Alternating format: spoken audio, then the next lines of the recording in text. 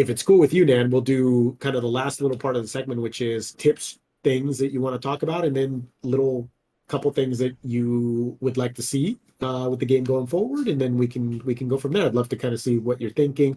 I don't know if you've read anything about like, or you've seen any of the Diablo 4 developer thing where they answered questions and things like that. Some things you might be looking forward to. So just kind of a roundup of kind of tips and things that you look forward to Cool. with Yeah. the game. So let's go into like the tips for players, because I know there are people, you know, we talked at the beginning of the show, like this is, you know, a lot of people's first time experiencing this game.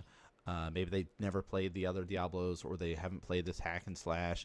You know, it's an ambush mechanic style game where, you know, you go around a corner that you just cleared, and then there's a swarm of mobs coming from that same area you just cleared, or you open a chest and guys pop out, or you're in a dungeon and Butcher comes busting through the door to kill you, right? It's an ambush game. It's gonna happen. You're gonna get ambushed. So, like, you know, jump scares I guess can happen, especially with Butcher. But like, there are some aspects that you might not have known that we're going to kind of like rapid fire go through tips and tricks. You mentioned about like the class specific quests, right? You hit level 15, stop what you're doing. If you haven't finished the campaign, you're playing the campaign the first time, stop the campaign for a second, go do your class specific quest, because it's going to make your class better. It's worth it. Doesn't, you know, or 20 or whatever level, I think 15 to 20 I think is the window or something like that, but Yep. somewhere around there, go do that. It's worth it. You can mark locations on your map, and it will create a little red pathway for you to follow as the kind of most efficient path to follow to get to that location. I know on the PC, you just kind of right click on the map, like press M, open your map, right click on the spot you want to go to, and close your map, and there's a little pathway that you can follow in your mini map, and you just go, oh, okay, I can run over there and go do that.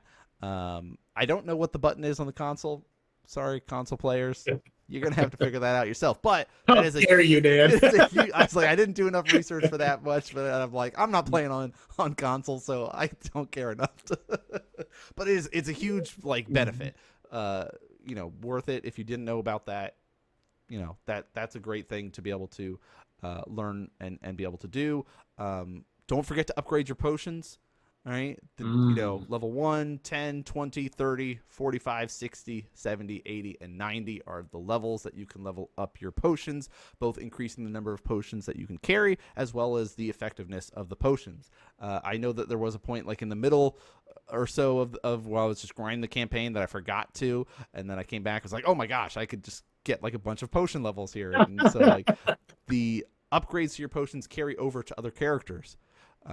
There was one thing I noticed that when I was playing, I played the game on my Necromancer, and then I was playing with Deering, and he's running around. He's like, I got like 3 potions right now, and I'm like, I got 9 potions. I'm not as worried about fighting. And that's not enough. Sometimes it's not enough. Yeah, so it's like that's don't forget to upgrade your potions. Bonus XP from elixirs. All those herbs that you're gathering throughout the game make elixirs. Yes, you could make some that are specific to benefits for you, right? You can do, I want more armor, I want more critical strike, I want more damage to undead or demons. Right? You could make very specific ones, or you could just go, what herbs do I have the most of? Here's a shadow resist one. I'm not going to be fighting anything that does shadow damage, but I have the most herbs for this. Make elixirs. They last for 30 seconds. You get 5% XP bonus or something like that. Somewhere around there. You get XP bonus for 30 minutes. So pop an elixir, grind it out. I did not use any elixirs the first time I played through the campaign until after I beat the campaign, and then I started popping elixirs from that point because I was like, I don't care as much. I'm just trying to enjoy the story. The first time I played it. So my playthrough experience was a little bit different, but if people were trying to level and grind, pop those elixirs. They're definitely worth it. Let's see. One thing about the elixirs too, real quick. If you're trying to push content that is above your level or harder than what you should be trying to do, the elixirs do make a bit of a difference. So like for Torment 4 or Tier 4, one of the bosses you have to go in a capstone dungeon is you have to fight Elias's like Shadow of Torment or whatever, and a lot of what he does is fire damage. So if you're going in at the specific level that you're supposed to kill it, then yeah, it's fine. No, nothing's gonna one shot you. The elixirs are really good for preventing one shots from specific elements. And as you get higher on the nightmare tier dungeons list, those elixirs will make a little bit of a difference. They will make a difference because it's percentage based, so it's going to prevent those one shots. And ultimately, that's what you're trying to do. You're meant to die. That's what they're trying to do. They're not trying to be super nice to you.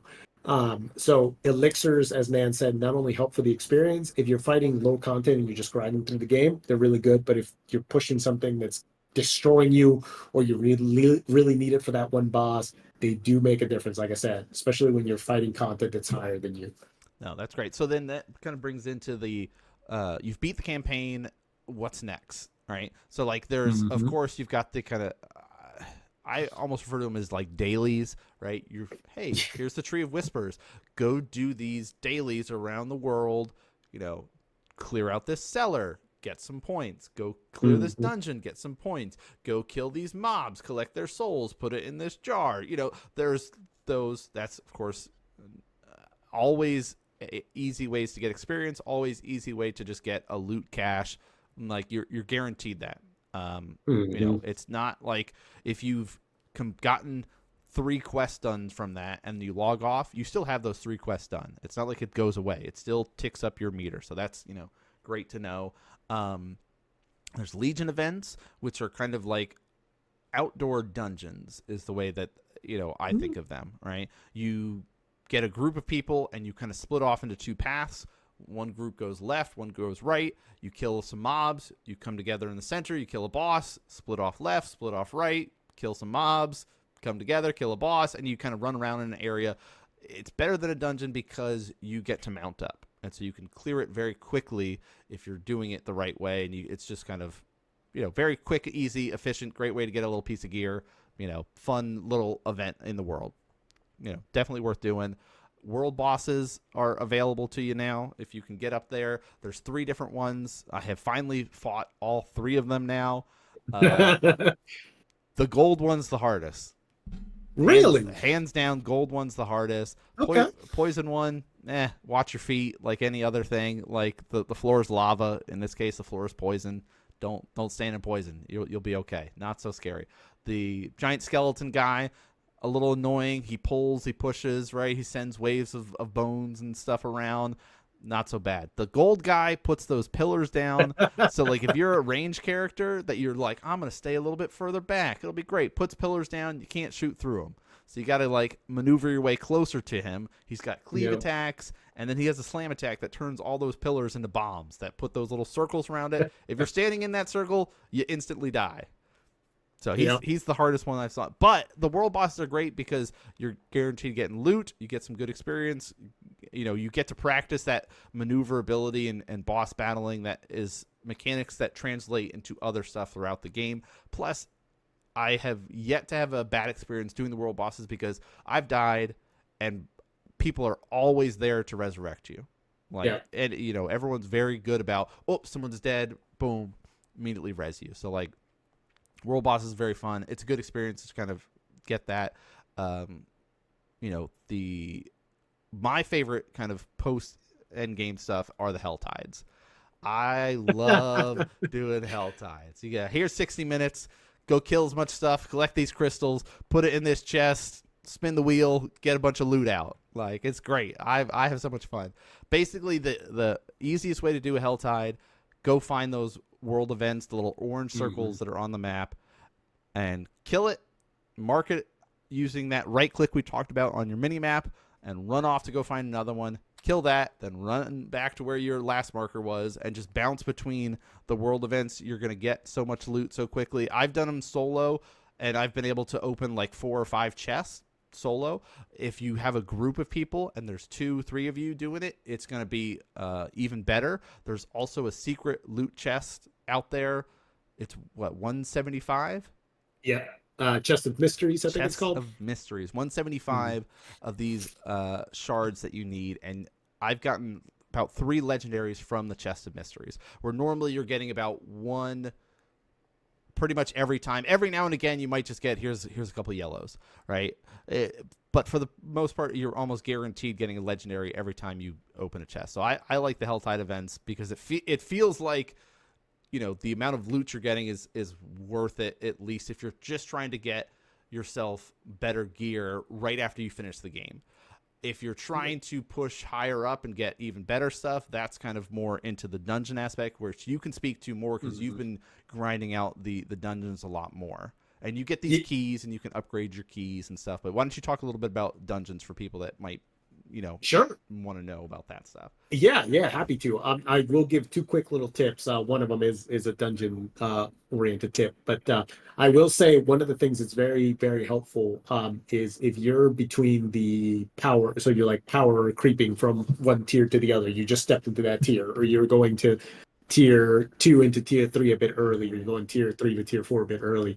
When Dan was talking about the Tree of Whispers, they're really helpful because they do two things. The events are all over the map, so you're able to gather resources and do whatever you need to. They give you experience, and then you get a loot chest from the tree that can give you some really good items. So when you're transitioning from one tier to the other, I highly recommend that Tree of Whispers is one of the first thing that you do a couple of times, because what it's going to do is it's going to give you the opportunity to upgrade a bunch of pieces, and the gear that you get from each tier jumps even higher, and it's exponentially noticeable how much better it is in tier 4 and tier 3. That's why a lot of people, including myself, try to rush tier 4, because you start getting something called ancestral items instead of sacred, and the sacred items cap out, I think, at like 725, and then the sacred items cap out at 725, whereas ancestral items cap out at 820, I believe, or 825, with certain items that are rare items cap out at 840. So the highest item you can get is 840 if you get a really, really rolled out, pimped out rare item, but you can't even start getting those items until you go into World Tier 4, which is why a lot of people rush. If you do transition into that particular tier a bit early, Tree of Whispers is going to help you tremendously. The second thing is Nightmare Dungeons. I know, and you'll watch a bunch of videos and things of people telling you, you spam this dungeon, you'll get a bunch of experience. You can do it in an hour. Ideally, this game was designed to be played by yourself or in a group. You're going to noticeably get way more experience when you're in a party of 2, 3, and 4 versus being by yourself. So if your goal is to try to get as high as possible with the most amount of as high as possible with the least amount of time possible, you need to find a group. You need to find people. Parties, people talk all the time, spam dungeons, do whatever. Nightmare Dungeons do give you a really good amount of experience, and I personally found them to be the best for gear. I find a lot of legendaries and I found a lot of my uniques as rewards at the end from Nightmare Dungeons, or from just running and killing Nightmare Dungeons in general, because the mobs that have a higher chance of dropping uniques and legendary gear are elites. And elites tend to spawn more in specific dungeons and or in Nightmare Dungeons and Nightmare Dungeon events. The other tip is if you're hunting for, and I won't have time to go over all this, but there's multiple resources you can get online. And if that's something that, as you're listening to this, you post in the comments and you're like, hey, can you share some resources and things like that? We're happy to answer those. We encourage, the listeners to interact with us in any way that they can. But there's resources that tell you that specific mobs have a higher chance of dropping certain types of gears. For example, right now I'm hunting the Crone Staff on my Druid because I haven't seen it drop yet. And I have come to find out that Goatmen have a higher chance of dropping staves. And if you're going to a dungeon like Champion's Demise that is literally all Goatmen and goat people and in general just goat demons, then you are improving your chances of getting that specific piece of gear if you're just running that over and over. So if there's a particular unique that you're hunting, certain mobs have a higher chance of doing it. There's resources available for you to find out which mobs those are, and then you can start farming those specific uniques that might potentially complete or make your build. And just in general, Nightmare Dungeons for gear and just overall experience feel good to me. It's what I enjoy. I play the game mostly solo. I've grouped up with Dan a bit. He's catching up, and once he does, we're just going to probably team up and push to 100, to be honest with you. But Yeah, I think Nightmare Dungeons, if you're looking for specific gear, I would say Nightmare Dungeons is number one, Helltides is number two, and they go back and forth, to be honest with you. Helltides, Nan and I have tested. I've done Helltides by myself, he's done it by himself. Together, Helltides feel better, and with a bigger group, Helltides feel the best. Because you have multiple people scouting the map for events. So when Nan and I have played together, he'll go to like the east part of the map and I'll go to the west part. And he'll be like, I found an event here. And I'm like, cool, coming to you. And then after that event finish, I'm like, man, I'm going back. And then he goes south. So it just increases your reach throughout the map to be able to stack those things. And then we just go and hunt. And it's like Nan searching, like I'll tell Nan I'm looking for chests, for example. So he'll put markers on chests that have chest pieces because that's what I'm hunting. And he's like, I'm hunting for jewelry. So it's a way to collaborate and get the most out of it because you have a limited amount of time in the Helltide. You want to optimize your time in that Helltide as much as possible. So one last thing that I just thought of, actually, when you were talking about crafting and stuff, is the aspect of extraction, right? Yes, Save your legendaries because you're gonna rip the aspect off of it and put it on new gear. Now, there's gonna be legendaries you get that might be like, oh, this one creates a bubble when you get hit or something like that, or this deals more damage to elites. You know, like they have random ones that you're like, this doesn't matter. You're really looking for the ones that are very specific. Like in the case of like my necromancer, it's like I'm really looking for pet related stuff or stuff related to my alt. I've saved all of the blood related stuff. Even though I'm not going blood right now, I have a specific slot in my stash that I'm just throwing legendaries or I'm just throwing aspects that I've extracted that I go, okay, I'm going to use these maybe in the future or stuff like that. Because as you push, get higher level, you'll still want those aspects on your gear to help get your builds to work the way that you want. So save your legendaries because it's worth it.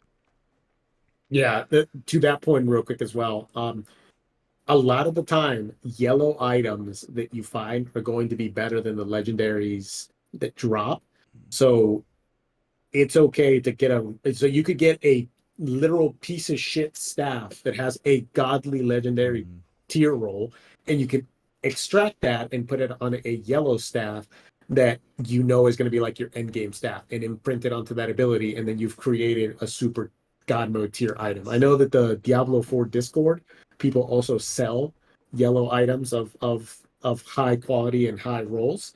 So that's another, if you're that hardcore, it's an option for you to go through the Discord and people sell items for couples of millions of gold to players to right, because you can perfectly trade rolled item. Yellow items. You cannot trade legendary items and stuff like that. So they've done it that way.